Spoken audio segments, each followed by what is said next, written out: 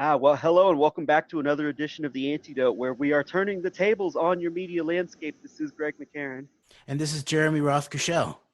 Jeremy, I can say, man, I'm proud of my country and I'm proud to be an American again because our wonderful pseudo-patriotic display known as the Super Bowl went off without a hitch last night. And no, there was no kneeling during the anthem. There was none of that. It was a wonderful display. It was a great night. Lowest rating in Super Bowl history in many years. I wonder what that means. But all in all, I mean, we didn't have any of these. There were no problems with uppity football players disrespecting our anthem and disrespecting our military and our law enforcement. So I must say, I'm proud, and it brings a tear to my eye. Yeah, no ungrateful millionaire black American men disgracing the Bill of Rights by expressing anything. Just take your concussions and enjoy it, boy. Yeah, and so anyhow. And no Somali patsy false flags, so we can still love our Somalis. Absolutely, we can, because they're so good to us, and they're so good and they're so sweet.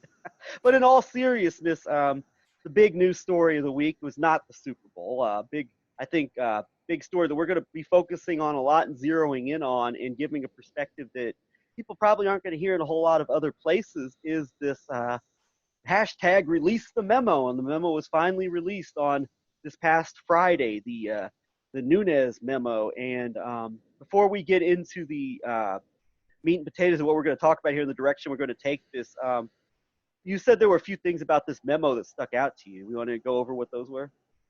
Well, the Nunes Memo is sort of a bit of a dud, I think. And I think it's a lot of the people, the QAnon people maybe, who are focused on that angle are a little bit coming to have to reckon with their disappointment. It may be in a similar way that like some of the people who were brought to believe that Obama was a magical light worker after a year of drone strikes and then escalating Afghanistan in his first year of his administration. We're having to start to deal with the dupification, the dupe factor. No one likes being a dupe. So there's still a lot of people clinging to that this is just the beginning of a larger sort of memo warfare that will lead to the downfall of the deep state. In fact, I hope that we will have more memo. I hope that we have more memo warfare rather than threats of nuclear warfare or escalation of regional warfare. And definitely to replace the drone warfare that is only being escalated under the maybe now what we can call the drone god emperor, Trump. And so there is a lot of reckoning going on in a certain way. And there are not many people in the media landscape who are actually thoroughly looking at the fullness of the facts here. And I understand partially why. Everyone's got some type of dog in the fight and some horse that they are betting on that, or a horse that they're betting against, let's say. So there is a difficulty to get at the nature of the facts here. So this Nunes Memo brings up some interesting aspects. It sort of delves into the FISA process in a certain way. The FISA court, which is, of course, a counterintelligence court of sorts that was started in relationship to getting surveillance okays by secret judges to be able to surveil Americans in relationship to potential foreign spy networks, these types of things. And so it's a very short memo. It's 4 pages long.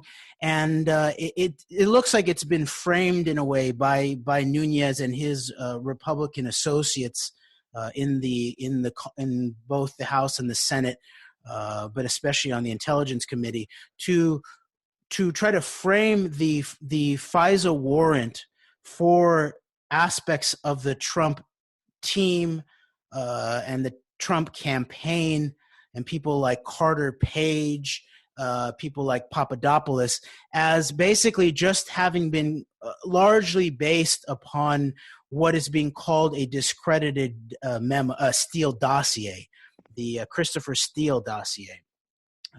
Who is a British intelligence officer. He was the head of the Russia desk, I believe, and who was then hired in some fashion to do some of maybe the human work by the Fusion GPS, which is a firm. It's an opposition research firm started by journalists such as Glenn Simpson. And there are other people who are involved with it. I don't know the whole variety of them, but they almost all have journalist backgrounds. And I believe that Glenn Simpson has a background from the Wall Street Journal, I believe. Is that correct, Greg? I believe he was a writer for the Wall Street Journal. Yes. And so he was hired in a sort of series of legal and financial cutouts by a law firm, by the Clinton campaign. But his work was originally funded by opposition research to Trump in the Republican primaries, specifically coming out of the Washington Free Beacon, I believe it's called. The Paul Singer funded online newspaper. Bill Kristol's son-in-law, I believe, is a main person there. I believe he might be the person who actually runs the paper as far as from an editorial basis. I believe Matthew Consonetti, the son-in-law of William Kristol, is. So the Nunes Memo goes into some of the background of aspects of the Justice Department and the FBI seeking these FISA warrants to do surveillance of people like Carter Page. And what's interesting here, of course, is that because this is a very unique situation, so apparently there was a rule used that hasn't been used in 40 years in order to be able to put this information on the public record, because aspects of it were considered to have been classified before. But what's also not being talked about in this larger process by most all sides involved in this is that what this really speaks to is how much potential power the U.S. Congress has that it almost never uses. The biggest example we have of the power that the Congress has is what was actually probably Senator Mike Gravel reading the Pentagon Papers into the congressional record. This is based on the idea of the speech and debate clause, I believe, in the Constitution. And what it does is it actually gives any elected member of the U.S. Congress basically the power to put things on the public record, including things that have been classified supposedly for security reasons.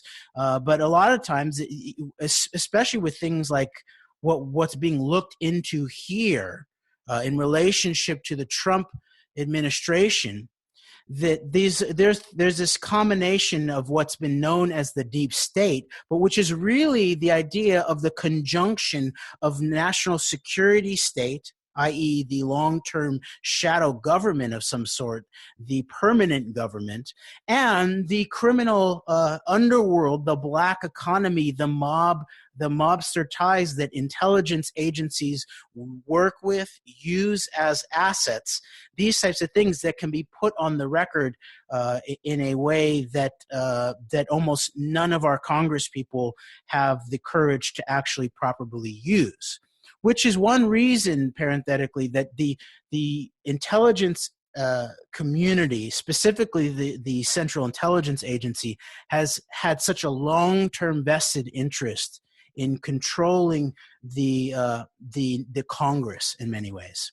We think a lot about the Israeli lobby and their power in relationship to the Congress. But at another level, the U.S. Central Intelligence Agency's interest in controlling the U.S. Congress is heightened because it's their secrets at some level that are under threat of being lawfully exposed and put on the public record by we the people's representatives and senators. So I just wanted to point out, because almost no one's talking about that aspect of this, because that where I am hoping that this can go, and that we can get involved, like I previously mentioned, in memo warfare. I want to see circular firing squads of memos flying hot and heavy, and we the people doing the real investigation and actually reading these memos and looking for the information. Because so go for it, Greg. Reading this memo, I know you've had a chance to, not through this memo, but through the much of the Glenn Simpson Fusion GPS testimony, and boy, were there some gems in there, as we're going to get to a little later on in this show. But this is what patriotism is putting out this information, no matter how quote unquote damaging it might be, or how much it might hurt the so-called prestige of these very corrupt and very criminal intelligence agencies. This is, to quote the title of a Glenn Greenwald book, this is how a patriot would act. Yes, and what's really important here is when you give away your credibility and your integrity to a certain political icon or horse or party or possibility or hope or that type of thing, you begin to try to protect yourself from the uncomfortable facts that you might have to deal with in order to deal with the complexity of the situation, and to begin to sort of see that there's actually not a lot of good guys maybe in the mix, and there is a certain amount that there's a despair that comes around with it. But there's also the sense that you then begin to recognize that there are some good guys in the mix too, but a lot of the good guys are never talked about, and they're not on TV probably. A lot of them are journalists that have been not published at times, or or intelligence agents who are able to leak things that you never even know their name. Or politicians who are not even serving anymore because they were pushed out, that type of thing. So, and we the people, not only the United States of America, but we the people of the world who are in the mix and do want this tagline that Trump went to Davos with. We do want peace and prosperity, but we're not willing to be compromised by the crumbs of mammon and tax cuts to then sort of forget about the actual facts of this Russian Jewish mob connection to Trump, this Epstein Mossad honeypot pedophile operation connections to Trump, or even the Russian and Israeli intelligence obvious connections to aspects of this Trump milieu, or the blatant and obvious homicidaire that Donald Trump, the drone god emperor, is on the surface, and has escalated the criminality in that fashion of Obama. So there's that. But in the midst of this, let's actually delve into the facts of the matter. Let's actually read carefully. There's a lot of people in the mix here, including lots of the TV news, whether it's sort of what's seen as the liberal media and MSNBC, or whether it's the sort of alternative media on the right, whether it's the alt-right or the new right or the patriot right, these types of things. A lot of these people across the board don't want you to actually read the fullness of documents and of what's going on here. Absolutely.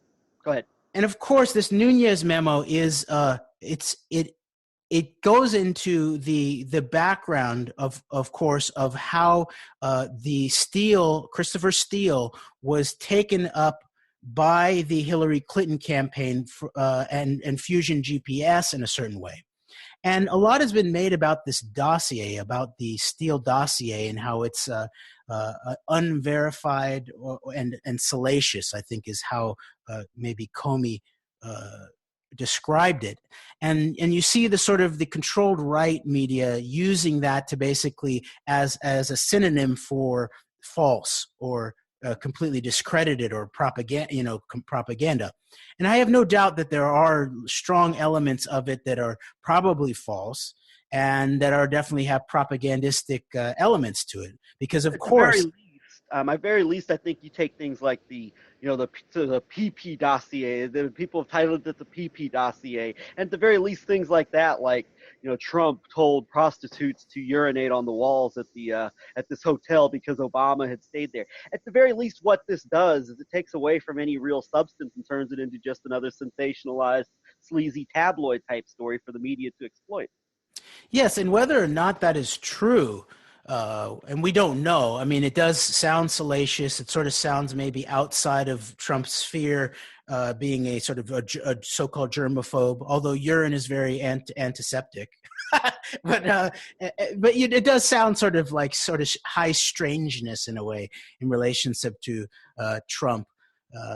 But I think you're right, though. In a larger fashion, those salacious details that are alleged in this dossier are used in a way to put a lot of sensationalism around that type of stuff, which is potentially important if it's true because of the problem of blackmail, as we've talked a lot about in relationship to pedogate, Epstein, these types of things, that this is actually a national, it's not only a pervasive structuralized immorality and the mistreatment of the most innocent amongst us in terms of children, that type of thing, and underage people, that type of thing. But it's also a national security issue in relationship to people being compromised. And so clearly that there's something that hangs on whether Donald Trump is compromised in this way, either by Epstein and or by aspects of Russian intelligence in a sexual fashion. But at the same time, the things that are fully on the record, where there's lots of journalistic data about it, about potentials of connections to Russian mob ties, Russian Jewish mob ties in relationship to New York down through New Jersey and Florida, that type of thing, are fully fleshed out in many ways if one is willing to go and look at it. So people should go look through this Nunes memo.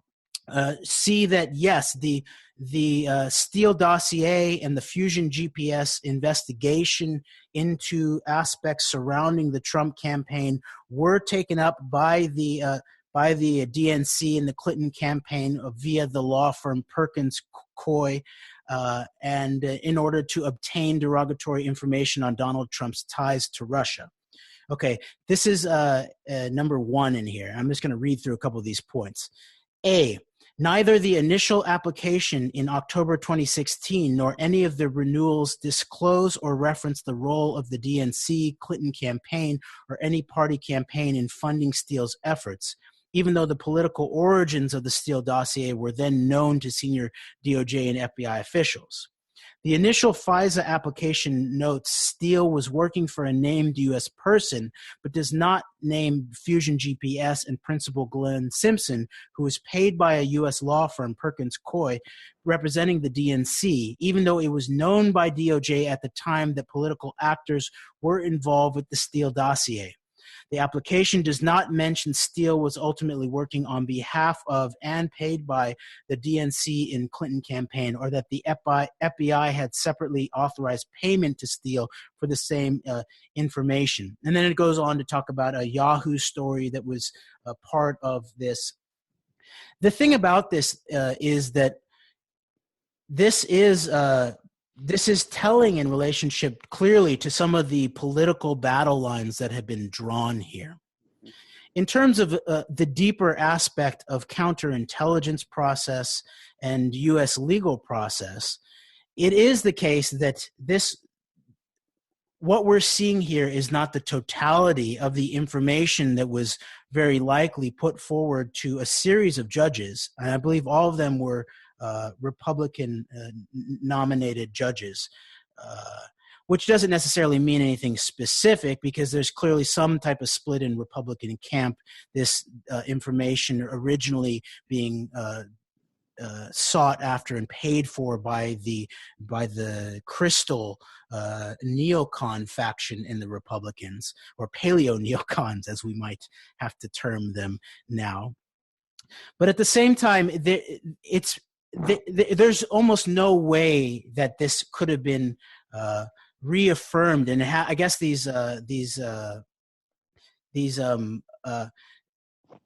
authorization and the warrants to do this kind of counterintelligence surveillance must be reauthorized every 90 days, and it was done over the course of more than a year.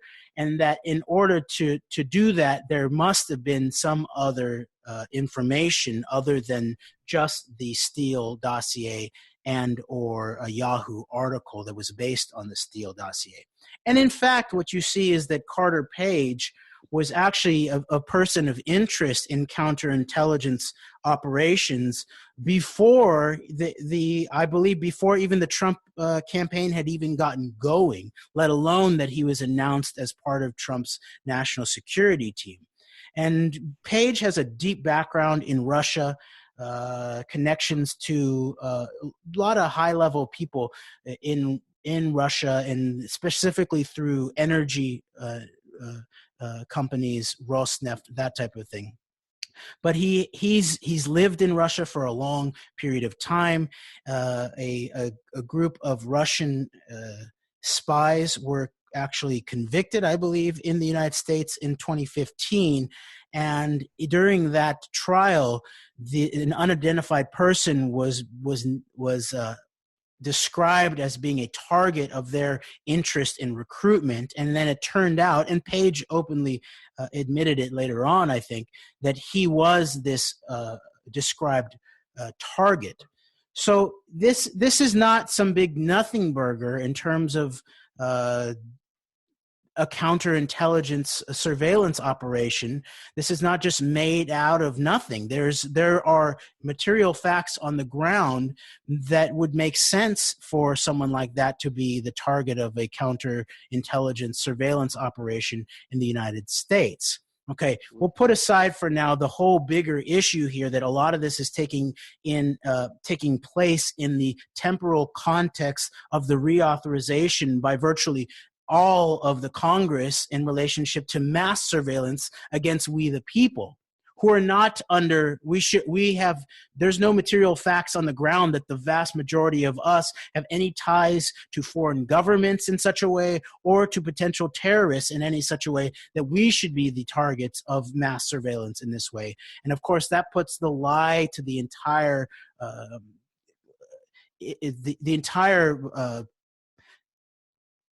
the way that the mass surveillance is being used as not as a response to terrorism, but to actually cover up for high-level criminality and as a way of solidifying power.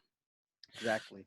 So maybe we put the Nunes Memo aside for now and move into parts of the Simpson. Yes. The Simpson transcript. Absolutely. And listening to Alex Jones, I don't think you would have ever been told, if you were his patriotic audience, wanting to, those of good faith, wanting to uproot and the deep state and drain the swamp, that there was a lot of very interesting pieces of evidence around some of the swamp that Donald Trump has made his home from way before he moved to the District of Columbia, but when he was, in Manhattan. And way before Jared Kushner got into the picture, too, for all you alt-right people who want to blame Kushner for everything evil about Trump. That's a good point.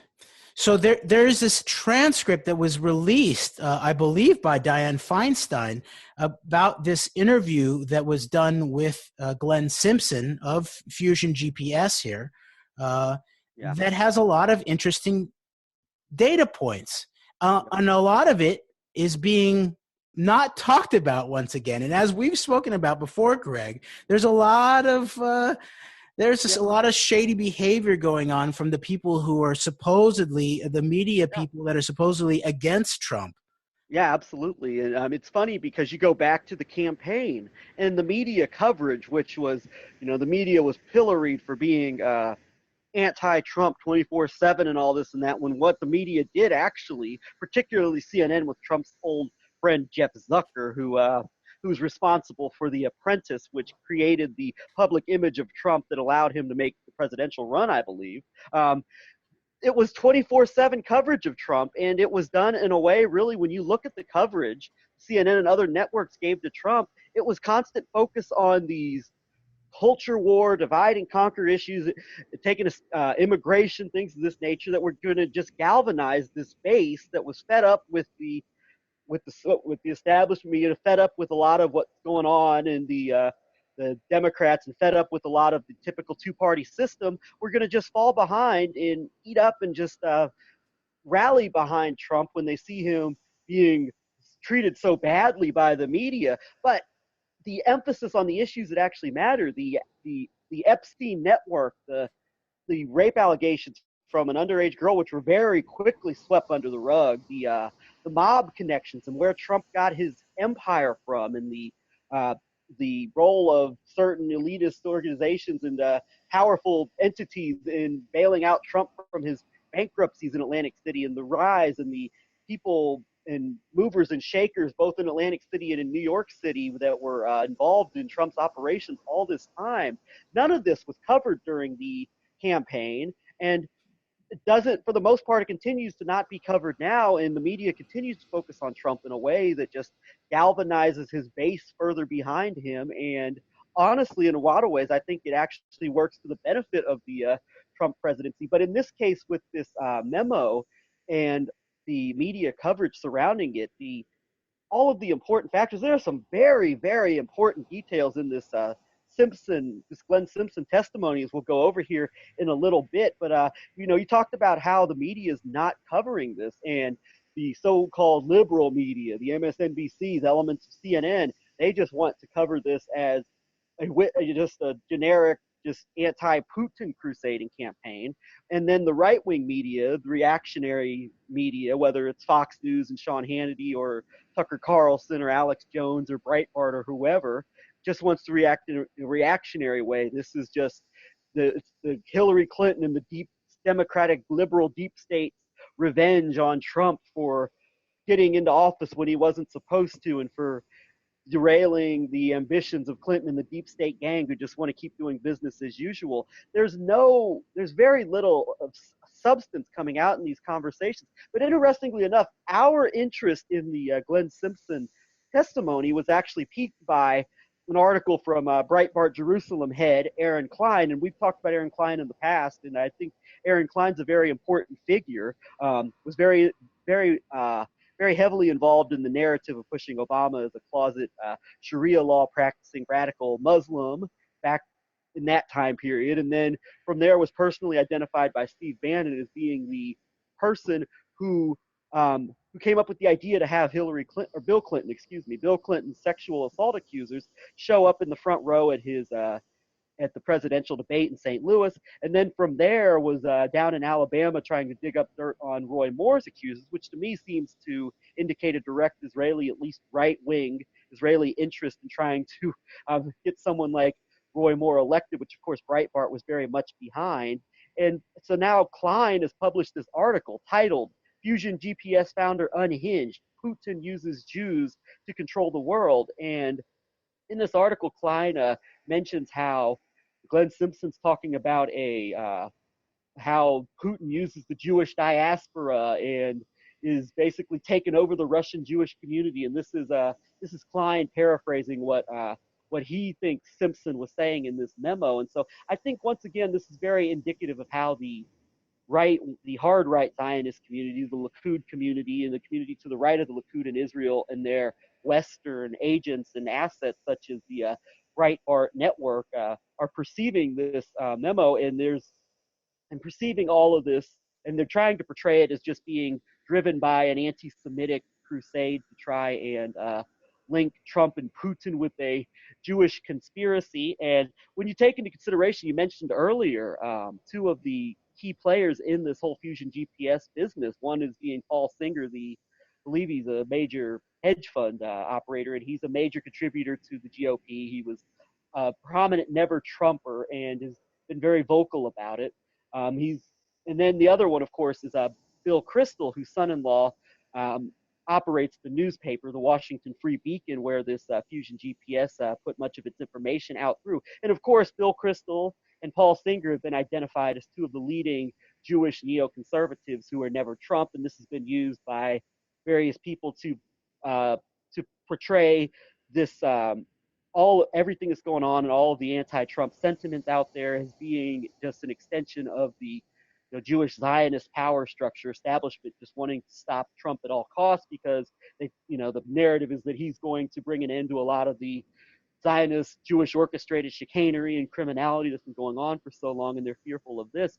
But I think when you take a look at this Breitbart article, and then you look at some of the articles that came out in the Tablet, the Jewish publication, the Tablet, which is portraying this Fusion GPS as just being an unhinged conspiracy theory about Jews running the world, and Trump and Putin being, in many ways, Putin perhaps being the puppet master of a Jewish conspiracy, using Jews to make his ends meet. You see, there's another picture being developed here. And I go back to these articles that we've discussed in the past, going back to the operations in Ukraine in 2014, where there were articles that came out in the Jewish Telegraphic Agency and the Times of Israel detailing a split between American neoconservatives of the Bill Kristol crowd, Robert Kagan, that whole crowd, and Israelis over Ukraine, whereas the American neoconservative crowd of Kristols and Kagans and their ilk were very condemning of the Russian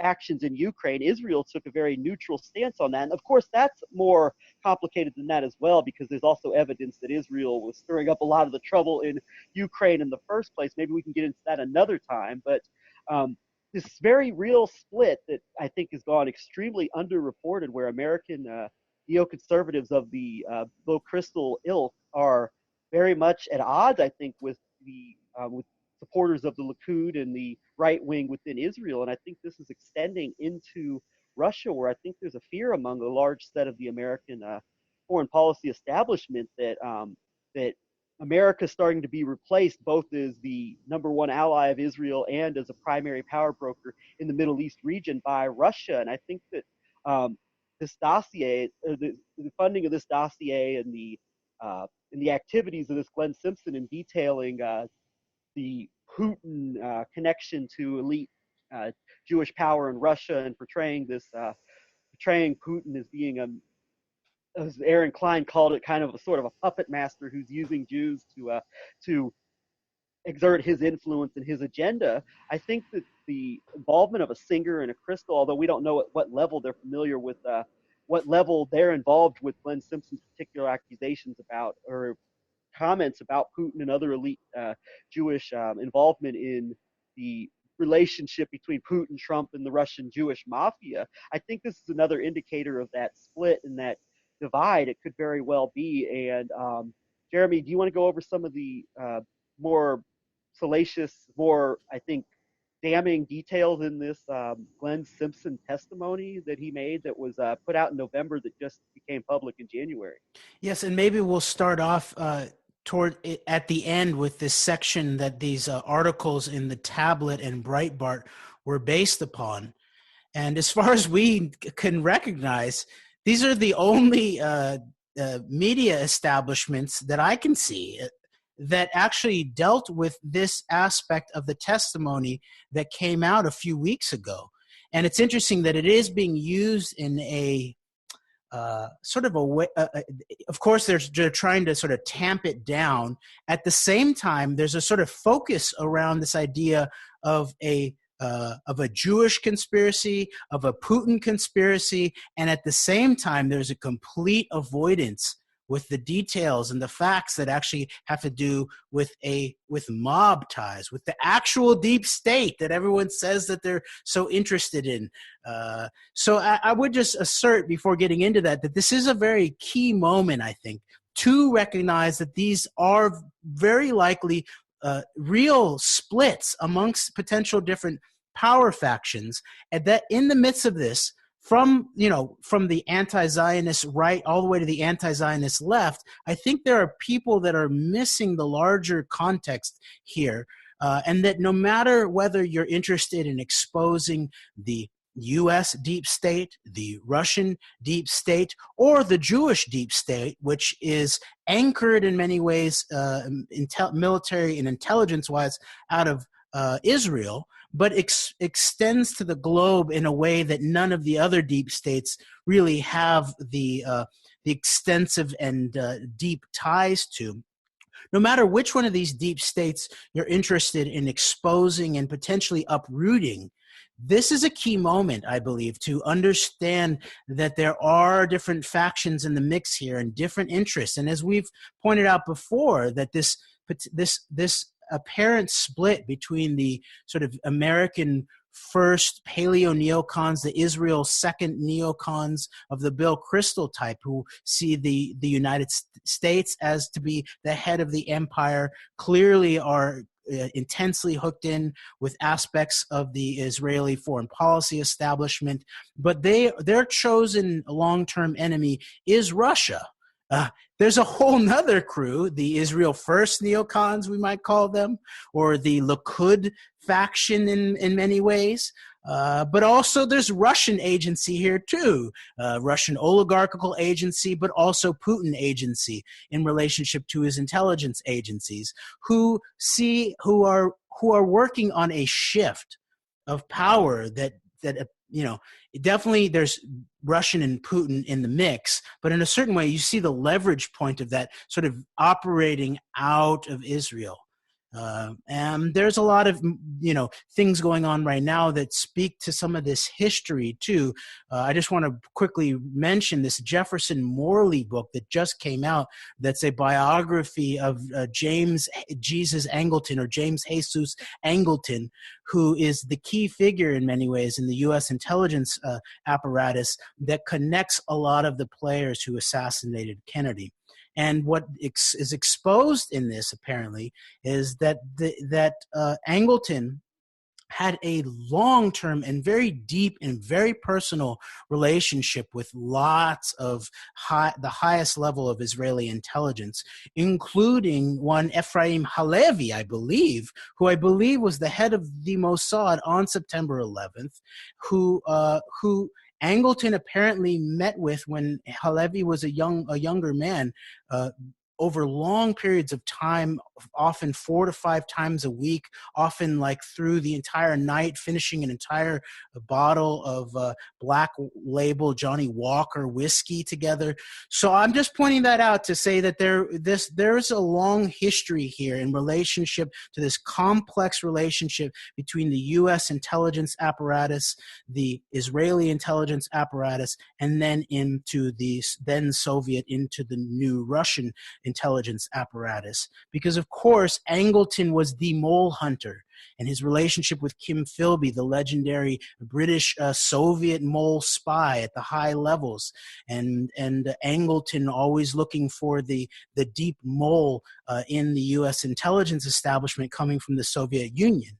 And the details are there, the context is there, that Angleton actually might have been the mole himself, operating on behalf of aspects or having his mind shaped or who knows what on behalf of certain aspects of Israeli intelligence. But that's a hole that we'll have to sort of explore and excavate at another time. But I just wanted to mention that in terms of this moment, this historical moment, in beginning for us to build out our full understanding of this very complex relationship here. And it is clear that these paleo neocons were against Trump in a real fashion, and are against Trump in a real fashion.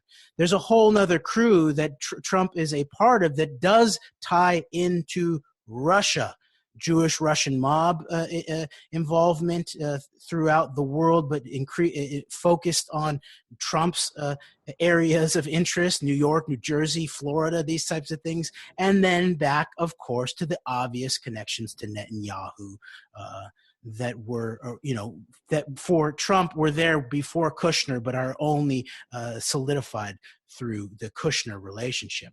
So jumping into, I would just urge people to go read this transcript. I haven't finished reading it. We just sort of found little pieces here and there, and people need to start covering this. This is not just some big old piece of nothing or Yes, complete this is not just an effort this is not just Hillary Clinton's revenge on Trump, and this is not just something that you should ignore and not listen to, which, by the way, is pretty much a narrative both within the alternative right and the alternative left media, that you shouldn't listen to this at all because it's just garbage from the deep state pro-Hillary Clinton faction. It's the last thing from that, and there's so much juice and so much of importance in these documents that you should not and cannot listen to the people who just say ignore it because there's nothing to it, because it's all just deep state, pro-Clinton, pro-DNC fake news. Exactly. And also, people should not misunderstand that because we're reading this for looking for facts, that we're somehow wish that Hillary Clinton had won, or that these people are somehow, good, the good guys or the white hats. Elected? You want Hillary to be elected? Stop criticizing Trump. Look, look, I understand if you actually made it a choice in a realpolitik type of way that you wanted to go with the sort of mobbed up Russian Jewish, Netanyahu tied Trump faction over the Anglo-American Atlanticist Hillary Clinton faction. I understand that, but don't make those choices in ignorance or in sort of playing some type of pseudo faith-based politics where you are immune to the totality of the facts. So page 130 of the Simpson transcript, he begins to talk about how he moved out of journalism and began to investigate things like some of this Russian counterintelligence stuff.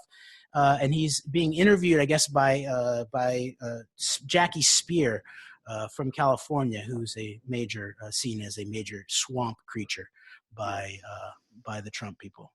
And Adam Schiff as well, I believe. Yeah, and they very likely are. And so, but let's read this. And he's talking about Carter Page, actually. And it turned out that Carter Page, he's talking about, in fact, had been a longtime target of Russian intelligence and under investigation by U.S. counterintelligence. So, that's a long way of saying that I think there are other espionage and sanctions cases that shed light on the bigger operation. Miss Spear. All right, let me move on to another property, the Soho property. What do you know about Tamir Sapir? Simpson. I used to know a lot. I don't remember. I think he is of Central Asian background. I believe he is deceased now, and I believe I guess there is some intermarriage. I can't remember how it is, but I remember something about weddings and them being socially connected. That's about all I remember. I'm sort of thinking back to one of the other questions that Congressman Schiff asked about things to look at. And it's kind of an uncomfortable, I don't know how to put it, but there's a lot of, Putin seems to be very interested in the Jewish diaspora. And there seems to be especially the sort of Orthodox or ultra-religious or conservative, and there is definitely something interesting to all that. Chabad in particular is a subject that is curious and interesting. And Putin essentially took over the Russian Jewish community and the leadership of the Russian Jewish community, and appears, for reasons I can't fully explain this appears to be a very interesting route for the Russians. And again, I think there are many routes for the Russians. They use trade groups, they use ethnic association groups, and they use religious groups. The Orthodox Church is also an arm of the Russian state now. And when I used to do terrorism reporting, the Mossad guys used to tell me about how the Russians were laundering money through the Orthodox Church in Israel and that it was intelligence operations. So that's interesting. There's some interesting stuff there, including this ending of the Mossad guys when he was doing terrorism reporting, telling him about how the Russians were laundering money through the Orthodox Church in Israel and that it was intelligence operations. And so I think people should go listen to some of the pieces that Brendan O'Connell has put out that touch on some of the aspects of the relationship of the Talpiot program to the rise of the post-Soviet Russian-Israeli interchange, foreign policy interchange, technology interchange, and population interchange in many ways. And of course, Avigdor Lieberman, the foreign secretary, I believe, who has the longest, sort of most intimate relationship, maybe other than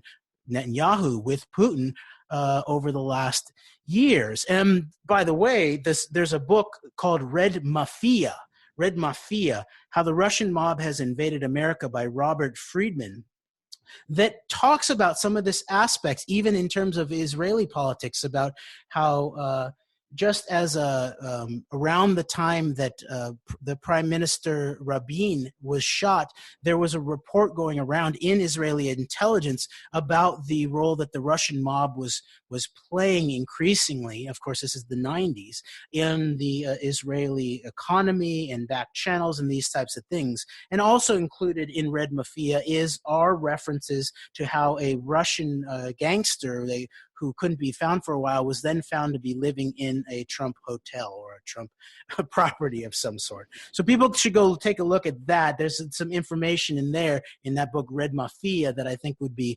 applicable to this time.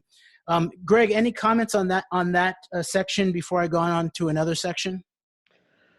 Yeah, what this is doing, and through these various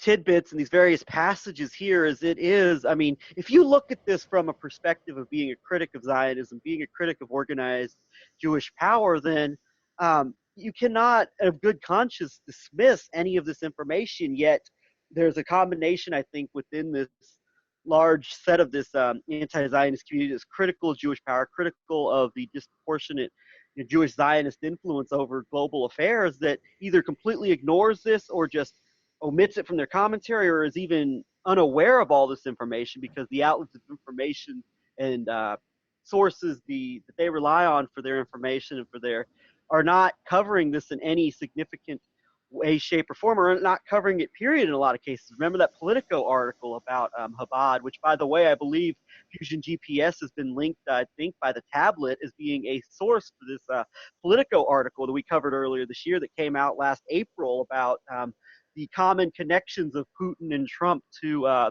Chabad, and this being the tie that binds them together, and links a video of Felix Sater receiving an award from a Chabad group, I believe, in New York City's, in one of the New York communities, Fort Washington, and how this article just completely flew under the radar, no coverage in any meaningful way. It was quickly condemned by Jonathan Greenblatt of the Anti-Defamation League as anti-Semitic, no mention from the alt-right, no mention from the alternative left media. It just completely flew under the radar, and there's still, you probably find a handful of people who are aware of this article and the consequential nature of this article. And when you take all of this into consideration, and whether Donald Trump himself, is witting or unwitting in all of this, very clearly Donald Trump over the years has been used either wittingly or unwittingly as a very major player in the rise of this Russian Jewish mafia of Soviet immigrants to America that have come and basically, I think in a lot of ways, have taken over the bulk of mob criminality from a lot of your more traditional Italian American mafias. Remember that it was Trump's close ally, Rudy Giuliani, who was the district prosecutor in New York City, cracked down on the Gotti criminal gang and actually was given all this praise and accolades as being tough and a real man of law enforcement because he cracked down on the Italian gangs, when in reality what he did was pretty much set the stage for the Russian Jewish mafia to come in and dominate and take over that criminal activity. But over the years, Donald Trump and his properties, whether they're in Atlantic City or wherever, Soho, or wherever he's connected to, wherever his properties are, very clearly it appears that there's been all this activity going on for decades within the Trump network of these Russian mafia criminal figures, disproportionately many of them Jewish, as we've identified, and many of them very, very Zionist, very, very loyal to Israel, have been operating their criminality out of his properties for decades. And increasingly appears that Donald Trump has been a key player in the rise, or at least his properties and people around him have been key in the rise of this criminal underworld mafia gang of primarily Jewish Russians who are very much involved in a lot of the underworld criminality that goes on behind the scenes that goes so underreported, but is so crucial to understanding how so much of this criminal global operation works. And so this is not a nothing burger, people. This is vitally important. One of the most important stories of our time is documenting and linking all of this together. And it just amazes me that people can so uncritically just buy this narrative of Trump as this some type of slayer of Zionism and of this agenda, when in reality Trump is a completely made man, whether he knows it or not. And I wouldn't dismiss the possibility that perhaps he doesn't realize it, that he has an ego that believes that he really is a true self-made man who created this empire and is this all-powerful, just wonderful man who just created his own empire and is hated for it. But Trump is an absolute, the mystique around Trump has absolutely been created and perpetuated, I think, by these criminal elements. And this is vital for people to understand. Yes, and we have a little bit less than 10 minutes, and I'm going to run through a few more of these pieces. But before I do that, I do want to quickly I want to say that I have a lot of sympathy for people who wish this Russiagate thing were a nothing burger because of the way that it's being used to spark a new potential antagonistic relationship with Russia. And also in many ways, it's pretty clear that compared to the aspects of the sort of neocon axis of the West going through DC, that basically created all these wars and destabilization, that Russia in many ways has been a moderating force in terms of foreign policy in certain ways.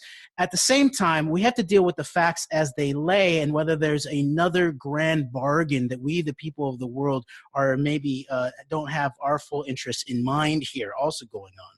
So Trey Gowdy on page 23,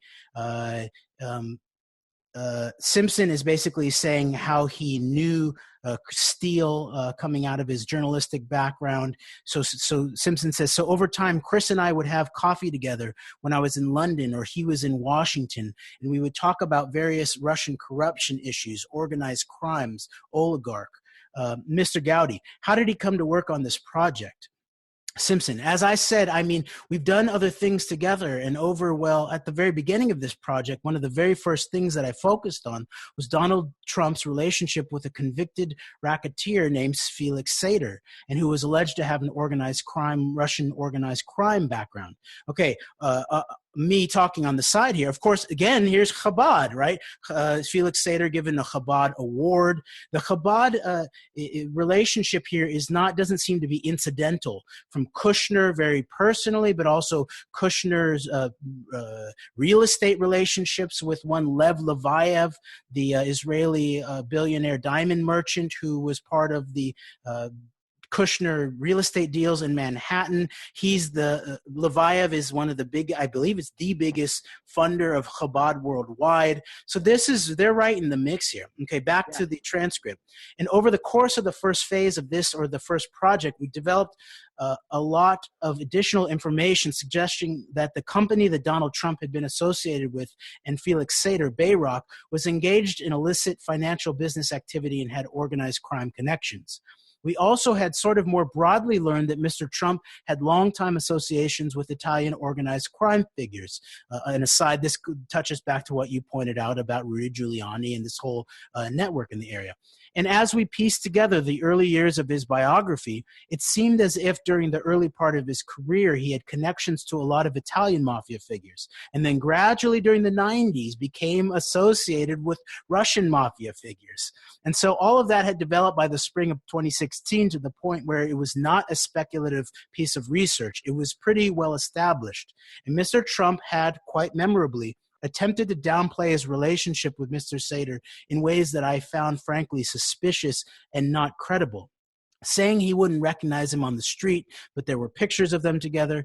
And the other people around Bayrock were also from the former Soviet Union and also had associations suggestive of possible organized crime ties. One of them is a guy named Tevfik Arif, A-R-I-F, who it turned out his real name was Tofik Arifov, and that he was an alleged organized crime figure from Central Asia.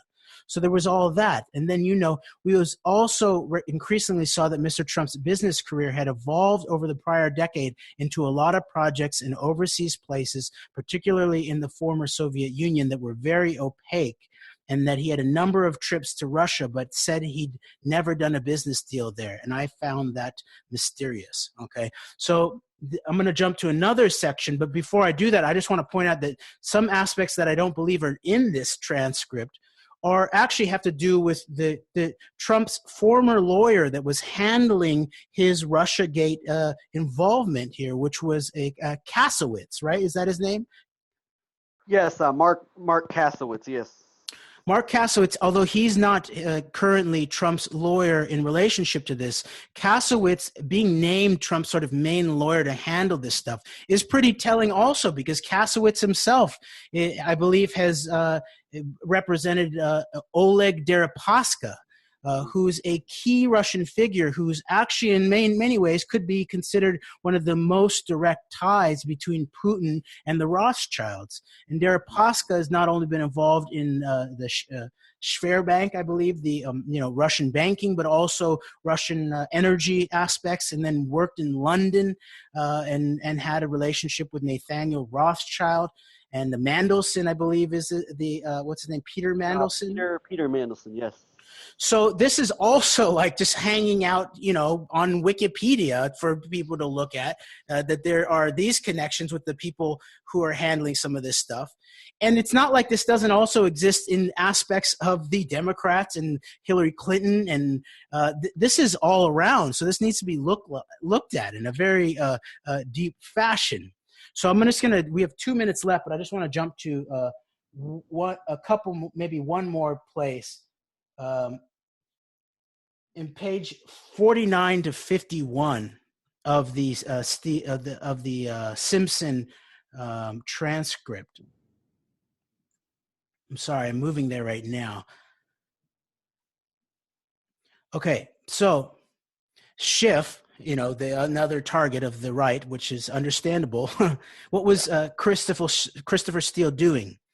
Yes, Simpson, yes. I mean, because we've not had liberty to talk about all these things, there's been a lot of misconception about this whole process. So, it's a much broader project. We're not just looking at Russia, and we're not just doing Russia stuff with Chris. We're doing our own Russia work. So, in addition to things like finding someone who can look into a Mexican, suit factory to see how they treat their workers, we are scanning Russian newspapers or newspapers all around the world for information about these subjects. I'm going to skip ahead here. To page 50 here. Did you look at the Kushner business operation, Schiff asked. And then Simpson says, on that first question, we looked at the Kushner project in Jersey City. Kushner was another case of someone who I sort of misjudged. I didn't think he was going to be very interesting and very important, partly because he was so young. But in any event, we did look at some Kushner stuff and specifically focus on the project in New Jersey City. And I think partly because Trump had a position in that project and discovered that it was one of the central mysteries of Donald Trump in that, beginning in the mid-2000s, he was not a creditworthy businessman. And so, if you're sort of analyzing, someone who says they're a billionaire but can't get a bank loan, there's this whole issue of where the credit is coming from. And so we've run out of time, but I just want to wrap up by saying that it does then get into aspects of that there was recognized both by the Trumps and the Kushners that this engagement of the families, Kushner and Ivanka, Jared and Ivanka, was a business deal of some sort. There were business interests in the mix here. And then the final thing I want to point out is if you go to the so-called PP dossier, it actually points out that here we go. I'm just going to read this and then we'll just end it. Is that suggestion from source close to Trump and Manafort that Republican campaign team happy to have Russia as media boogeyman to mask more extensive corrupt business ties to China and other emerging countries. So until next week, dig into this yourself. And thank you very much, Greg, for having this conversation with me. Thank you, Jeremy. All right.